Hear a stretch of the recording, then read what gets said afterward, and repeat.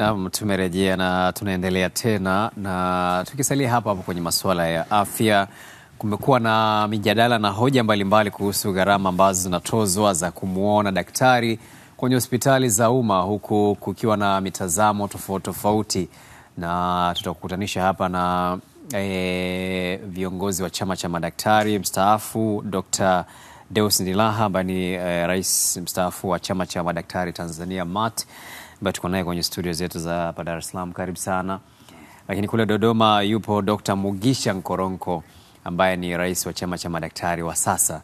Tutaungana naye muda mfupi ujao, na imekuwa ni jambo ambalo limekuwa na mjadala mkubwa, gharama zikitajwa kuwa kuanzia kiasi cha shilingi 10,000, wakati mwingine nakwenda mpaka shilingi 20,000, lakini kwa wale madaktari bingwa imekuwa ni kiasi cha kuanzia shilingi 50,000 mpaka shilingi 100,000 mpaka 150,000, ikitegemea pia na hospitali ambayo unakwenda. Je, kwa nini gharama hizi? Na hizo ni za kumuona tu daktari, sio gharama za matibabu. Maana kwa kimombo unaweza kusema consultation fee. Ambapo kutoka pale daktari sasa anaweza akaanzisha sasa uchunguzi kutokana na maelezo ambayo utakuwa umempatia. Sasa hebu tupate ufafanuzi na tujue msingi wa kuwekwa kwa gharama hizi na tija yake pia, lakini tukiwatazama pia wananchi ambao wamekuwa wakilalamika kuumia ama kuumizwa na gharama zenyewe. Tuanzie hapa studio. Dr. Ndilaha, hebu tuambie labda pengine kama kuna historia kidogo kwamba ilikuwaje tukaweka gharama za kumuona daktari, yani kumuona tu daktari kwanza inabidi ulipie. Asante good luck. Kwanza nichukue nafasi kushukuru sana kutupatia nafasi sisi kama chama cha madaktari, na moja ya malengo ya uanzishwaji wa chama chetu kwanza ni kulinda taaluma pamoja na wanataaluma. Kwa ni vizuri sana kama kunakuwa na mijadala katika jamii inayohusu madaktari na taaluma ya udaktari, sisi kama chama kutoa ufafanuzi ili kuwa na uelewa wa pamoja sisi wanataaluma pamoja na jamii. Sasa ni kweli kumekuwa na mijadala kwenye mitandao na kwenye jamii huko kuhusiana na tozo hii ambayo inaitwa consultation fee, ambayo sisi tunaona kama wazungu wanasema is a misnomer. Haijapewa tafsiri sahihi. Hii ni tozo ya kupata huduma katika kituo husika na sio tozo ya daktari. Consultation fee sio sawa sawa na pesa ya daktari. Kwa hiyo kwa lugha nyepesi ni kwamba hii sio pesa ambayo daktari anapewa, ila ni pesa ambayo anetafuta huduma anatakiwa kuchangia, actually ni kuchangia ili kupata services, kwa sababu unafahamu hospitali ni biashara, ni huduma lakini ni biashara. Kuna investment ambayo inakuwa imefanyika pale, kuna majengo, kuna AC, kuna umeme, kuna maji, kuna vifaa vingine kama gloves also ambavyo huwa vinatumika kadri mgonjwa anapofika hospitali akiwa anatafuta huduma. Sasa hivi vyote lazima vichangiwe. Unapofika unatafuta huduma lazima uchangie, kwa sababu tunafanyaje sasa ili kupata muendelezo wa hivi vitu ambavyo vipo. Kwa hiyo ni tozo ya kupata huduma na sio pesa ya daktari kama ambavyo inasema mtaani. Na pesa hiyo inayotolewa inaenda kwa nani? Inaenda kwenu moja kwa moja madaktari ama inakuwaje? Wow. Nafikiri swali zuri sana. Hii pesa, let me go back kidogo. Mwanzoni kulikuwa hakuna utaratibu. Yaani wakati huduma za afya zinaanza miaka hiyo kulikuwa hamna utaratibu wa namna hizi pesa ambavyo zinatakiwa kutumika. Na kumekuwa na evolution na miongozo tofauti tofauti, lakini mwongozo ambao kwa mfano tunatumia sasa hivi ni mwongozo wa mapato usimamizi wa mapato na matumizi wa pesa za uchangiaji katika vituo vya afya wa mwaka 2017. Hasa huu ndo unaainisha kwamba hii pesa ikipatikana matumizi yake ni yepi. Na kwa hiyo kwa kifupi sio pesa ambayo inaenda kwa daktari moja kwa moja. Na ndani ya mwongozo ule imesema kabisa kwamba malengo yake ni kuhakikisha tunaimarisha huduma za afya katika kituo husika.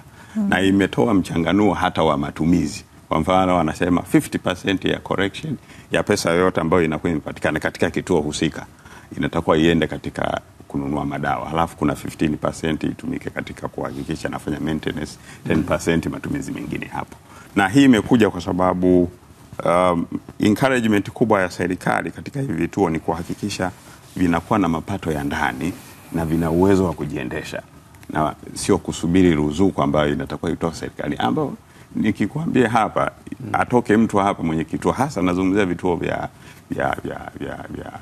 serikali, atoke mganga mfawizi yote aseme kama aliwahi kupokea ruzuku more than 50% ya anachotakiwa kupata, hakuna. Kwa maana yake hata ruzuku ambao wanategemea kuipata kutoka serikali kwa huwa haifiki. So what do?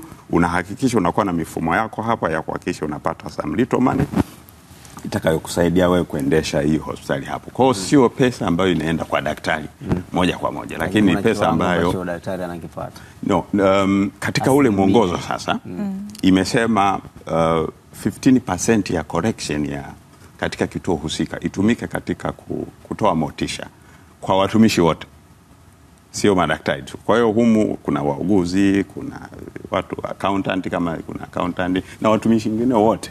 Ile pesa 15% ya the collection, the whole collection ndio iende kwa hivyo. Kwa hiyo sio pesa ambayo inaenda kwa daktari moja kwa moja. Lakini mara nyingi husemwa kwamba kumwona daktari ni kiasi fulani. Kwa hiyo sasa uelewa unakuwa tofauti hapa. Na sisi tuna madaktari, marafiki zetu tuko nao huko mtaani, unakuta yeye anahesabu kabisa ni ile kuona jinsi anavyoona wagonjwa wengi ndio yeye anaona kwake kwamba ndio anapata hela nyingi zaidi. Nimesema mwanzoni na nafikiri kuna changamoto ya tafsiri. Ilivyotafsiriwa kwamba consultation fee ni sawa sawa na pesa ya daktari. Labda tutofautishie, labda tusaidie sasa hapo kutofautisha. Kimsingi daktari anapokuwa anamhudumia mteja halipwi, yani ile pesa inayolipwa ni service fee. Ni kama vile umeenda benki kwenda kuchukua hela yako ambayo umeiweka huko, unakatwa ka hela fulani kakuchangia. Ni service fee. Ni fee ambayo unatakiwa kuitoa ili upate huduma. Lakini labda nitoe tu ufafanuzi kidogo kwenye hiki ambacho mmekisema. Sasa katika kuhakikisha kwamba vituo vya afya na hospitali wanaongeza mapato katika vituo vyao. Kuna hospitali ambazo wamejiongeza. Wamesema sisi tutaanzisha kliniki. Kwa mfano ukienda Jakaya Kikwete wanasema sisi tutakuwa na kliniki za asubuhi ambazo zinaanza saa 12 kabla hata ya masaa ya kazi ya serikali. Na kuna kliniki nyingine zinaanza saa 11, saa 10, saa 11 jioni, wanaenda mpaka saa 2, saa 3. Sasa hii ni katika ni internal arrangement kwamba ukimwona mgonjwa katika masaa haya ya asubuhi au ya jioni, part of the service fee ambayo huyu mgonjwa atakuwa ametoa, tutakumotivate wewe. Yaani wewe badala ikifika saa 10 uanze kukimbizana kwenda kutafuta hela kidogo huko mtaani, utaipata hapa. Na mgonjwa atapata huduma hapa. In a way utakuwa umeongeza mapato katika kituo. Kwa hiyo ni internal arrangement ambayo sasa hiyo ikipatikana ndio daktari anapata. Of course kuna percent. Yes, kwa sababu amefanya kazi. Sasa kama anatakiwa kutoka saa 10 hajatoka, ameendelea kuwepo, anakaa mpaka saa 2, saa 3, saa 4 wengine. Labda anafanya surgery. Let's say labda Muhimbili kwamba surgery zifanyike saa 2 mpaka saa 10. Daktari ana list ya wagonjwa wengi, anaamua kufanya surgery mpaka saa 5, saa 6. Why should you not motivate? Mpatie kidogo ili awe motivated, awe na utulivu wa akili, na mwisho wa siku mlengwa ni mwananchi ambaye anatakiwa apate the best services ambazo ana deserve kupata. Sawa, tumkaribishe Dr. Mugisha Nkoronko ambaye yupo katika studio zetu za Dodoma, rais wa chama cha madaktari Tanzania. Matt, karibu sana dokta, na bila shaka umekuwa ukisikiliza tumekushaanza hapa. Tumegusia hapa na Dr. Deus kasema kuhusiana na motisha kwa mujibu rais mstaafu. Hapa tumekutanisha marais wote wawili. Sasa kama hawakupeana kijiti kwa uzuri na tushawakutanisha sasa. Bila shaka mambo yalikuwa mazuri katika kukabidhiana. Kulikuwa kuna smooth transition unaita. Exactly. Na sasa amegusia hapa kuhusiana na tafsiri ya kwamba motisha ambao wanapewa madaktari, na kumekuwa na utofauti wa hata gharama ambazo hulipwa kutoka sehemu moja hadi nyingine. Nini kinaleta utofauti huo? Nikushukuru sana. Hata hivyo nianze kusema masikitiko yangu kwamba mjadala huu unakuja katika nyakati ambazo hata watu wengine wakubwa kabisa waheshimiwa wanauchagiza, lakini singependa kwamba tuwe na vitu vya aina hii tujadili namna ya kupata huduma. Hata hivyo gharama za kupata huduma za afya hapa nchini na kwingineko duniani zina viwango vyake, na kila hospitali ina kiwango chake. Na ili kuweza kuweka mizania sawa, ukienda kumuona mwanasheria kupata huduma ya wanasheria unalipia gharama. Ukienda kumuona engineer ukapata huduma ya engineer, kuchorewa michoro, kufanyiwa mahesabu BOQ, unalipia gharama. Ukienda kuwa mwalimu wa kufundisha unalipia gharama ya tuition fee. Kwa gharama ya udaktari, ya ile huduma ya udaktari, ndio imepewa jina la ada ya kumuona daktari.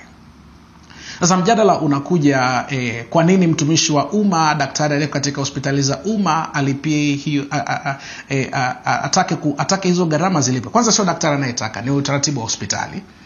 Alafu pili, hospitali zinajiwekewa viwango mbalimbali kulingana na ubora wa huduma zake. Standard consultation fee kwa daktari duniani ni $30. Na hapa mgonjwa anaonwa kwa dakika 15. That's the maximum. Hizo ndio standard za dunia. Kwa hiyo sasa ukikuta kituo kimoja kinatoza kiasi hiki, ndivyo kilivyojipima kwamba huduma zake zina thamani hii. Hospitali yoyote ile huduma zinaanza na daktari. Akiisha kukuona, akakupima, akakuhoji, akapendekeza vipimo, ndipo mambo mengine yanaendelea. Sasa watu wanatamani wote tuendeshe IST. IST na bei yake, Range Rover ina bei yake, V8 ina bei yake. Kwa hiyo unachagua unapopahitaji. Na ni shukuru serikali ya Jamhuri ya Muungano wa Tanzania kwa kuruhusu kuwepo kwa hiyo ada kihistoria. Zamani matibabu yalikuwa bure. Serikali kaingiza mpango wa uchangiaji wa gharama na ikapunguza maeneo mengine, ikasema basi kutakuwa na ada ya kumuona daktari.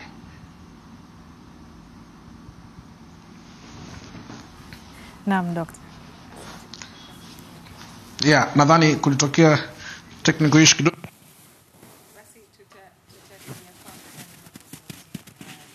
Wekea heshima yake na sifa zake, na serikali imeweka utaratibu kwa taasisi zake.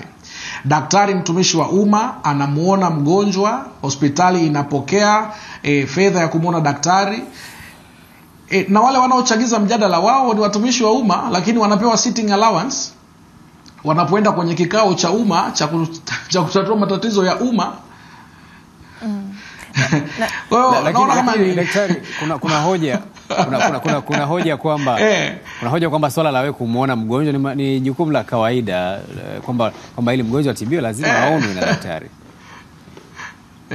Ile ni gharama ya udaktari. Unakwenda shule kugundua ugonjwa wa mtu sio kitu kidogo. Maana hata watu wa vipimo, watu wa maabara, hata tunaona bure kabisa. Watu wa maabara nao wanaweza wakadai ada ya kupima.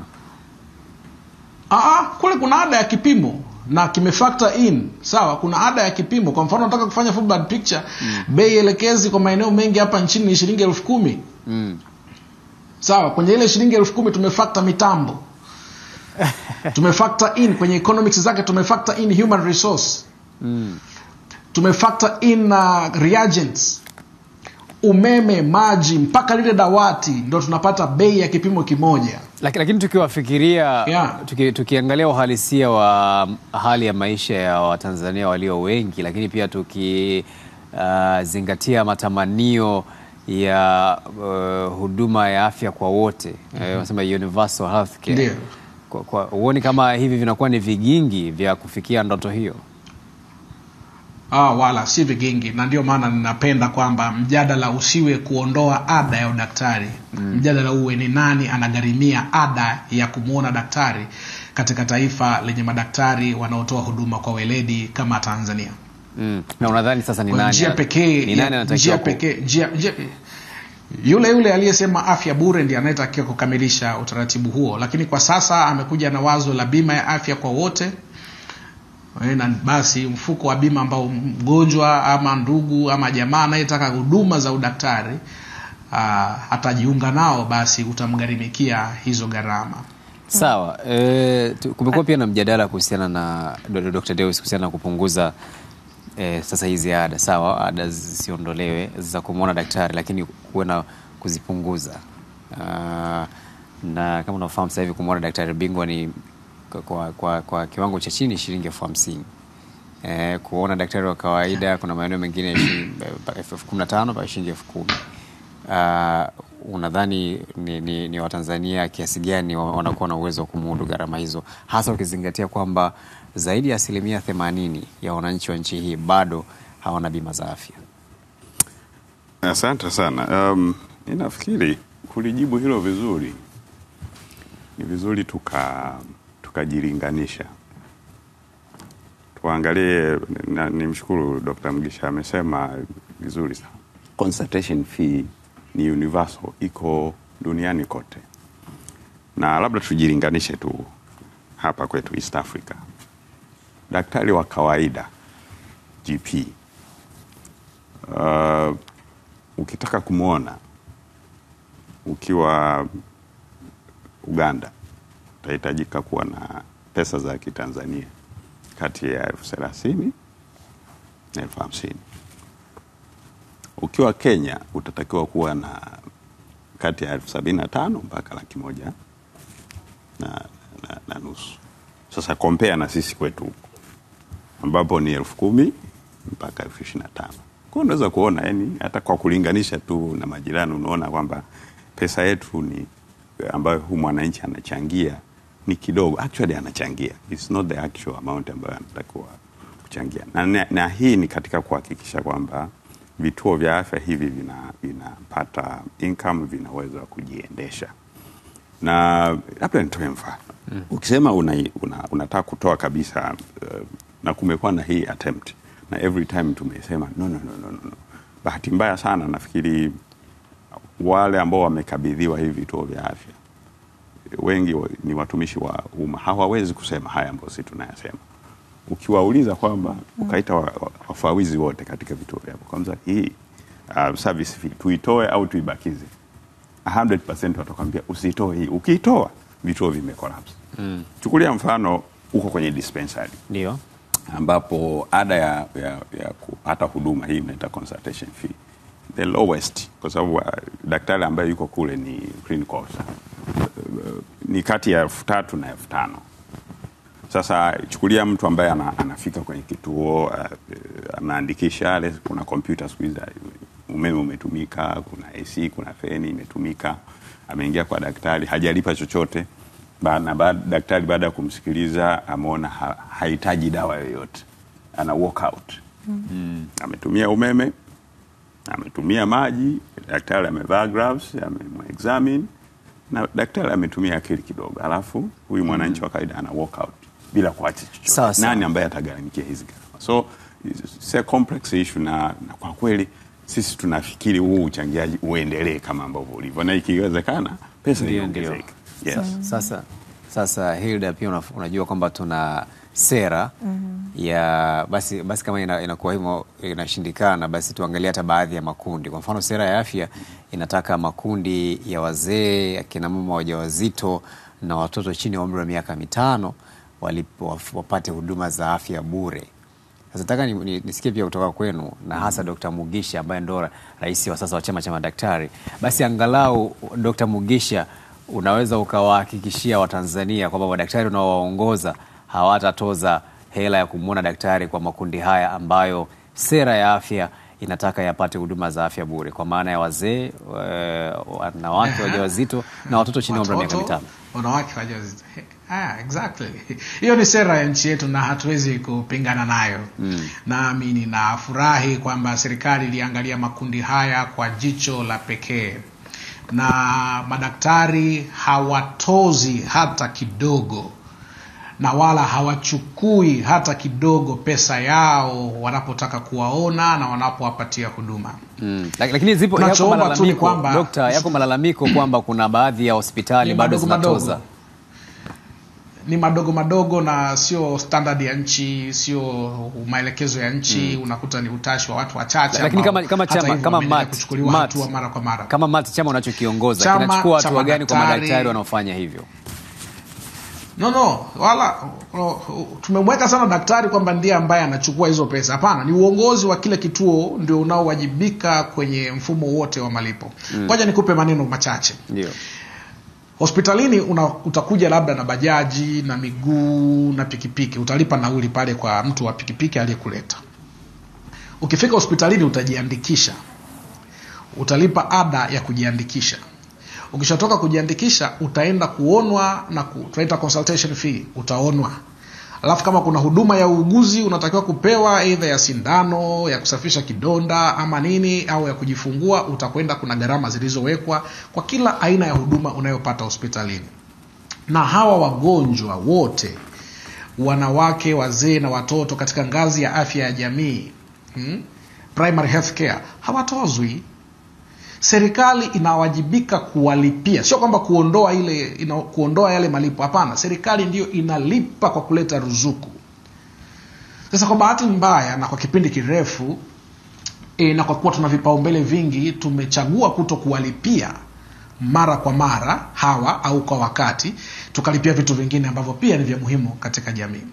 Kwa chama kinaendelea kuhamasisha utekelezaji wa sera hii kikamilifu kama ilivyotungwa na serikali na wadau wake wote. Lakini pili, serikali ina wajibu wa kutimiza kile ilichosema kwamba hawa watakapopewa huduma bure, mimi serikali nitakusanya kwenye mapato yangu na kwenye vyanzo vyangu vyote, kwa mifumo ya kibajeti, kwa tozo na kodi, tutawagharimikia wanawake wote wanaojifungua Tanzania ili wapate huduma bure.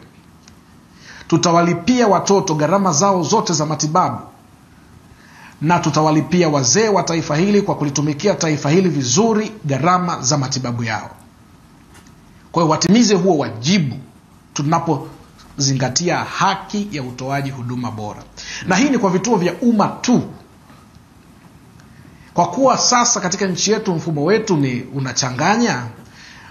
unachanganya vituo vya umma, unachanganya vituo vya dini, vituo vinavyoongozwa na dini. Let's say Wakristo wana hospitali zao, Waislamu wana baadhi ya hospitali, Wasuni sio wa nani, wote wana hospitali, na kuna wale wa binafsi full time, service for profit. Kwa hiyo hao wataendelea kuwa na utaratibu wao. Ukienda huko utatozwa kadiri walivyopanga. Alafu ukija serikalini, serikali itakulipia hizo gharama. Na mimi rai yangu siku zote, nikikutana na waziri, nikikutana na rais, nikikutana na mkuu wa wilaya, mkuu wa mkoa, maeneo yote, ninahamasisha kwamba serikali iendelee kutekeleza sera hii. Hatuwezi kushindwa kuwalipia watu wetu kwa rasilimali tulizo nazo. Tunachohitaji tu ni uwajibikaji kwa wakati, ili tuwe na huduma endelevu, sustainable. Watoto wa watoto wako bado wahudumiwe kwenye vituo vilivyo imara, vilivyojengwa kwa wakati huu. Naam, kabisa. Na kwa sababu mjadala umekuwa mkubwa na wengi wakitaka gharama zipungue, wengine wakitaka gharama ziondoshwe, lakini tumesikia pia maoni ya madaktari wenyewe kupitia viongozi wao.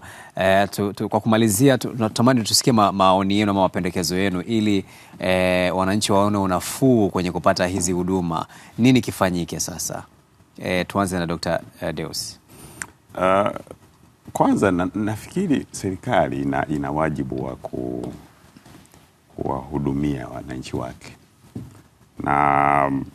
na kimsingi umetaja kuna haya makundi maalum ya under 5 na wazee ambao wametaja kabisa katika sera kwamba hawa wanatakiwa kupata huduma, na baada ya kupata huduma pesa zitakuwa reimbursed kwenye taasisi husika, lakini unfortunately haiwi hivyo na takwimu zipo. Nitakupa mfano. Ukienda hospitali ya taifa Muhimbili pale, pesa ambayo inatumika kwa ajili ya msamaha watu kupata huduma bila kuchangia chochote, of course katika magrupu yote na wale ambao hawajiwezi, kwenye kila mwezi inaenda kati ya bilioni 1 mpaka 2. Lakini ukimuita bosi wangu hapa Profesa Janabi akwambia pesa hiyo alishawahi kurudishiwa kutoka hazina, atakwambia haijawahi hata kufika 1B, inaishia hapo katikati. Sasa hii nyingine nani ambaye anatakiwa kuikava? Kwa lazima hospitali zitafute namna ya kuhakikisha kwamba hii huduma zinaendelea. Kwa hiyo ni wajibu wa serikali sasa kuhakikisha kwamba kama wananchi wanapata huduma, basi serikali ina wajibu wa kulimbasi kwenye hizi taasisi ili ziwe. Lakini nyie kama viongozi wa madaktari, kwa nini pengine hamfanyi kutetea ama kushinikiza utekelezaji wa sera? Sasa unfortunately huwezi ukailazimisha serikali kutekeleza kile ambacho iko kwenye sera. Anasema kwani hospitali yako au ya kwangu? Mimi si ndio na wajibu wa kutoa hela au kutokutoa hela? Kwa kazi yako ni kutoa huduma. Of course we keep pushing na kuambia jamani, hakikisheni mnareimbazi, mnazisaidia hizi serikali hospitali ziweze kujiendesha. Lakini ni wajibu wa serikali kwa kweli, na sisi hatuna hiyo mandate ya. Lakini nyie kama chama cha madaktari, labda tumuulize Dr. Mugisha, sauti yenu ni kwa ajili ya madaktari wenzenu ama ni kwa ajili pia ya jamii yote? Sauti yetu ni kwa ajili ya sekta ya afya. Madaktari wakiwemo. Madaktari ni viongozi wakuu wa sekta ya afya nchini. Ni msingi na ni jiwe kuu la pembeni la huduma hizi za afya hapa nchini. Lakini bado kuna haya mambo ambayo yanaitatiza sekta ya afya na chama chenu kipo. Na tunaendelea kusema si lazima tujitokeze mbele ya umma kusema jana nilisema, juzi nilisema, last week nilisema. Kitu tunakutana na serikali. Mimi binafsi nimekutana na waziri zaidi ya mara 3 tangu kuchaguliwa kwangu. Nimekutana na viongozi wa serikali katika ngazi mbalimbali. Nimekutana na viongozi wa bima ya afya. Kote huko tunakopita kazi yetu ni kuisemea sekta ya afya. Lakini sasa utajuaje kama chama chao cha wanataaluma, chama cha madaktari ambao wengi wao wamesoma pia kwa kodi za wananchi wa Tanzania, kwamba mnawasemea kwenye ngazi kama hizo? Ni kweli kabisa, na ndipo unapotaka kutoa. Ulikuwa unaniambia tuzungumze mambo ya kuhitimisha. Nilikuwa nataka niseme mambo yafuatayo. Jambo la kwanza, tuweze kusaidia wananchi wasiugue, wajikinge na maradhi kadiri inavyowezekana, ili wachache wale wanaougua na kulazimika kufika hospitali tuweze kuamudu kwa idadi yetu tulionayo na kwa gharama na fedha tulizonazo. Alafu lazima wadau wote wahusike. Jambo hili la kupigia kelele juu ya masuala ya afya, kuadvocate, kueleza, kufafanua, ni wajibu wetu wote kama wananchi wa taifa la Tanzania. Niwe daktari, ninatoka kwenye jamii. Niwe mgonjwa, ninatoka kwenye jamii. Kwa hiyo wote kwa pamoja, wewe mwandishi wa habari ukiwemo, umetimiza wajibu wako kwa siku ya leo kwa kuisemea. Mwananchi wa kawaida naye aisemee kwenye kikao cha maendeleo ya kijiji, alisemee kwenye maendeleo ya kata, alisemee kwenye district consultative meetings, kwenye regional consultative meetings, na sisi tutaendelea kulisemea. Hatua zinachukuliwa na marekebisho yanajitokeza, na uhakika tutafikia pale tunapopahitaji. Wale watakao ugua ni hakika watalazimika kutibiwa, na matibabu si rahisi, si gharama nafuu. Sasa hivi vitu vimekuwa vya kisasa zaidi. Mwaka 63 mwaka 67 wakati Azimio la Arusha linapitishwa kwamba afya itakuwa bure, mwananchi alienda na daftari kuandikiwa taarifa. Hakukuwa na faili, hakukuwa na computers. Sasa hivi tunatumia mfumo wa kidijitali kuwaona wagonjwa. Kwa hiyo lazima tuwekeze kwa kiasi kikubwa kugharimia gharama za matibabu kabla hatujaugua. Mfumo ambao umeonekana kufanya vizuri, ingawa sio kikamilifu, ni mfumo wa bima ya afya kwa wote. Kwa hiyo tunaiomba serikali kuharakisha mchakato wa kuroll out ile sheria, ili wananchi wengi wajiunge katika mfumo wa bima, wawe na uwezo wa kugharimia gharama za matibabu, na kisha tuwe na mfumo endelevu wa huduma bora za afya. Alafu wale wanaokuja kwa makundi ya msamaha,